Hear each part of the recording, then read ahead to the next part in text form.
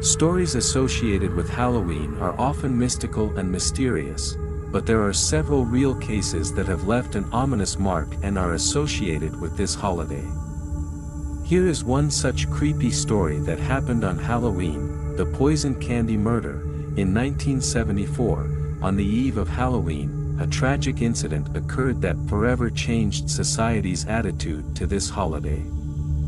This story became known as the poison candy. That year, Ronald Clark O'Brien, a resident of Houston, Texas, took his 8-year-old son Timothy and his friends to collect candy on Halloween. Unsuspecting children ran from house to house, receiving candy and treats from neighbors, as is usually the case on this holiday.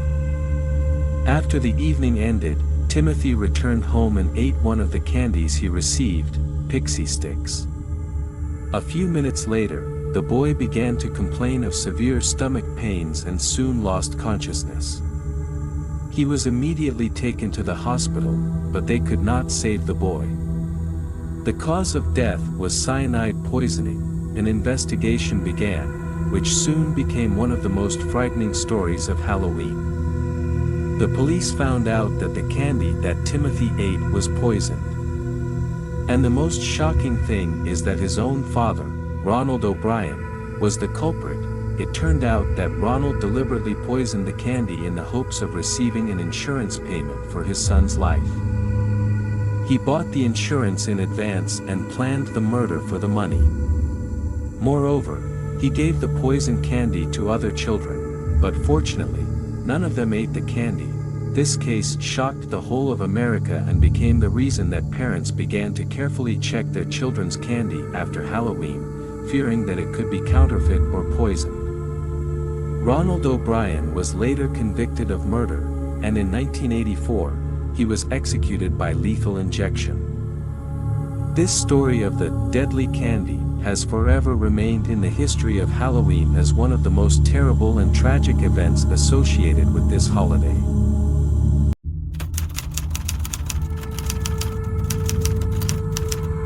In late October 1957, residents of a Los Angeles suburb were preparing for Halloween, decorating their homes and getting ready for an evening of trick-or-treating. But for the Petty family, the holiday turned into a nightmare that would shock not only their city, but the entire country. The beginning of the tragedy: that evening, Ronald Petty, his wife Helen, and their 5-year-old son Thomas returned home from an outing with their neighbors. They were participating in the tradition of trick-or-treating, going door to door and collecting candy. The mood was light and festive. The children were enjoying the costumes and treats, but no one suspected that this evening would be the last in the lives of several people. Around 9 p.m., the Petty family returned home, but their son Thomas wanted to continue going door to door with his friends. Helen stayed home, and Ronald decided to walk his son and his friends to the last few houses. Shortly after, they heard someone knocking on the door. Helen opened the door to find 2 men dressed in black standing there. One was wearing a mask, the other was holding a large machete. The men asked if she had any candy to treat. As Helen turned to the table to grab the candy, one of the men suddenly burst into the house, bloody ending. Minutes later, Helen Petty was murdered on the doorstep of her own home. The masked man stabbed her several times and then disappeared into the darkness. When Ronald returned home with his son, he found his wife in a pool of blood and immediately called the police. The police arrived quickly, but the men who killed Helen were already gone. It was one of the most brutal and unexplained Halloween murders in Los Angeles history. While the police investigated, the city was plunged into fear. Residents were afraid to go out on the streets, and children no longer felt safe on a holiday that used to bring joy and fun. Further investigation: a few days later, the investigation reached a new level when neighbors began to tell strange details about those who came to them that night. Several people remembered 2 suspicious men who appeared in different areas and behaved strangely. They did not just ask for candy, but carefully examined the doors of houses and people, as if choosing a victim. The police began an active search based on the descriptions of neighbors. It turned out that the men could be involved in a series of robberies that took place several weeks before the murder. However, no clear evidence was found linking them to the murder of Helen Petty, the legend of the Phantom Killers, several years after the incident. The case was still unsolved. Local residents began to pass on stories about the Phantom Killers, who return every Halloween night to attack unsuspecting families again. These legends grew into an urban myth, and every year on the eve of Halloween, people tried to stay home and be on guard. The mystical explanation of the case became popular in the community, especially among those who believed in the supernatural. Rumors circulated that the killers could be some kind of ghosts taking revenge for their old sins, and they could not be caught by normal law enforcement. Some believed that there was some ancient magic or curse in the story that had been broken, and the killers would not stop until they completed their bloody mission. Decades later, the solution, more than 20 years passed, when new evidence suddenly emerged that shed light on this long-standing case. One of the men, who had previously participated in robberies throughout Los Angeles, was arrested for another crime. When questioned, he confessed to his participation in the Halloween murders of 1957. The man, Jack Lambert, said that he and his accomplice had planned to rob Petty's house, but things didn't go as planned. When Helen opened the door, they were afraid that she would recognize them, and one of them, in a panic, decided to kill her. After the murder, they went into hiding, but lived in constant fear of being exposed. Lambert's accomplice died several years ago, and that's why he decided to confess to the crime. Lambert was convicted of murder, but many details of the crime remain a mystery. Conclusion: the story of the Halloween murders became one of the most frightening true stories associated with this holiday. It changed the perception of Halloween in Los Angeles, where many families began to be afraid to leave children unattended on this day.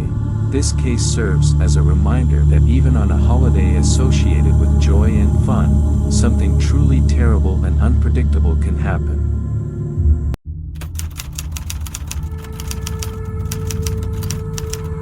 In 1976, in the small American town of Manlius, New York, an event occurred that left an indelible mark on the history of Halloween.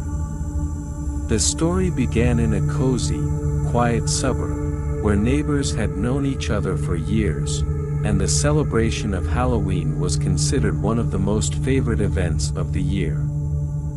But that night, something terrible and inexplicable happened. On the eve of Halloween, Marvin Branch was an ordinary 15-year-old teenager who lived with his parents and younger sister. He, like most children his age, loved Halloween for the opportunity to dress up, collect sweets and spend time with friends. This year, he was preparing to go out to collect candy in a vampire costume with several friends. Neighbors said that Marvin was a kind and friendly teenager who had no enemies. He never created problems and was always polite to others. So everyone who knew him was shocked by what happened on Halloween night. On October 31st, Marvin and his friends went on a traditional candy collecting expedition from house to house. The holiday was in full swing. Hundreds of children walked the streets in costumes, laughing and playing. The evening seemed harmless and full of fun, but by midnight something had changed. According to Marvin's friends, they went to the house of Mr. John Whedon, a local teacher who was famous for his luxurious Halloween treats.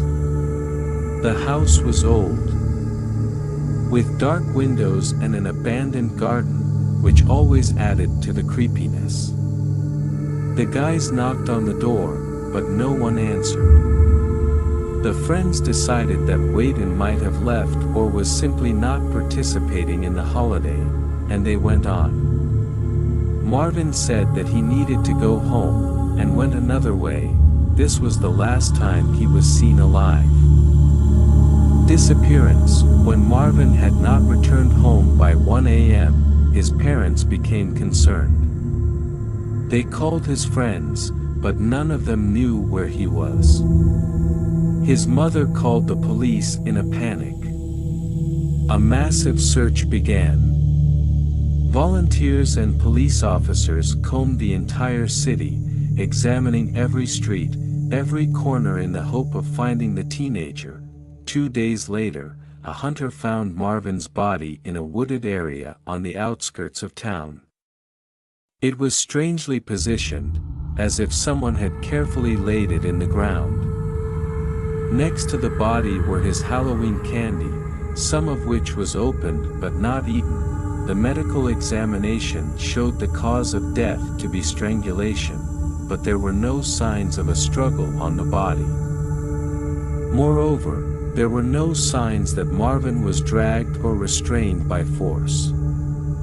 This added even more mystery to the case. Investigation. The police quickly turned their attention to Mr. Wayden, whose house Marvin had visited last. Despite being a respected member of the community, the teacher's home was always a source of concern to the neighbors. Wayden was a lonely man who lived away from others and rarely participated in local life. He denied any connection to Marvin's disappearance and death, claiming that he did not open the door to anyone that night. However, the police began to suspect him, as traces of what looked like blood were found on the wallpaper in Wayden's house. However, this evidence was not enough to arrest him. The investigation reached a dead end, and after a few months the case was suspended, leaving the townspeople immersed in fear. Unexpected development. A year later, in October 1977, on the eve of the next Halloween, another disappearance occurred in the same town. This time, a 13-year-old girl named Lisa McKinley, who had also participated in the celebration, went missing. As in the case of Marvin, her body was found a few days later in the woods. The circumstances of her death were almost identical: strangulation with no signs of a struggle and candy next to the body. The two cases shocked the town. Authorities could not directly connect the disappearances, but it became clear that something terrible and inexplicable was happening in the town. The ghost of Wayden. After the second disappearance, Mr. Wayden suddenly left town and never returned. His house was soon abandoned and over time began to deteriorate. Locals said that strange sounds could be heard near the house at night, as if someone was moaning or crying. Some teenagers claimed to have seen Marvin's ghost standing near the old house, asking for help. These rumors became part of urban legends, and soon Wayden's house gained a reputation for being haunted. Conclusion: despite numerous rumors and theories, the case of Marvin Branch and Lisa McKinley remains unsolved. Who killed these children and what really happened on those Halloween nights remains a mystery. The Halloween disappearances in Manlius have become a grim story that still haunts the locals. Many avoid celebrating Halloween in the town, fearing a repeat of the terrifying events.